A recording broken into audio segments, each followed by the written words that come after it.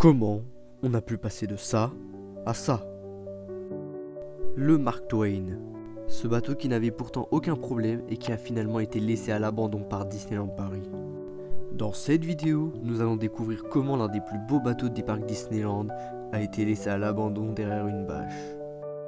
Tout d'abord, mettons-nous dans le contexte. En 1995 en Californie, dans le tout premier parc Disney du monde, le Mark Twain était déjà présent dès l'ouverture du parc en juillet 1995.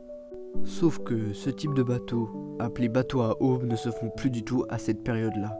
Vous l'aurez donc compris, ce genre de bateau coûtait très cher à cette époque, ce qui n'était pas dans le budget de Disney. Walt Disney a donc pris la décision de financer lui-même le bateau. Et Walt aura eu la vision de ce bateau car cela collait parfaitement avec l'environnement de Frontierland, devenant même par la suite un emblème de Frontierland incontournable. Victime de son succès, il sera présent dans la plupart des parcs Disney par la suite. La France a également hérité d'un deuxième bateau nommé le Molly Brown, qui est à ce jour un modèle unique dans les parcs Disney.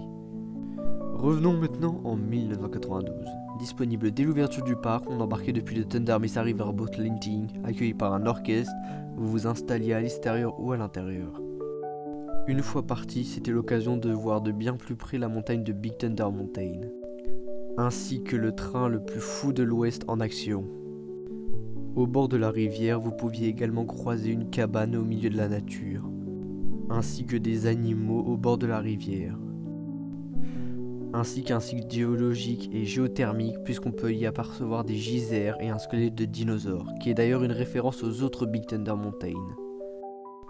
Puis pour finir cette croisière, vous verrez le manoir ainsi que le cimetière. En plus de tout ça, vous avez la voix du capitaine de bord qui vous explique l'histoire de Frontierland. Les deux bateaux avaient le même tracé. Leur différence était le physique des bateaux qui n'étaient pas pareils et le dialogue prononcé par Mark Twain ou Molly Brown selon le bateau. On va maintenant parler de pourquoi on ne voit plus le Mark Twain. En 2011, après une longue réhabilitation du Molly Brown, c'est au tour du Mark Twain d'être rénové. Et pourtant, après avoir été envoyé en réhabilitation, on ne revit plus jamais le Mark Twain. En fait, non. Le Mark Twain était toujours visible au bord de la rivière, pendant un moment. Et comme cela ne se fait pas de laisser un cadavre de bateau au bord de la rivière, Disney décida de créer une bâche pour ce bateau pour le cacher.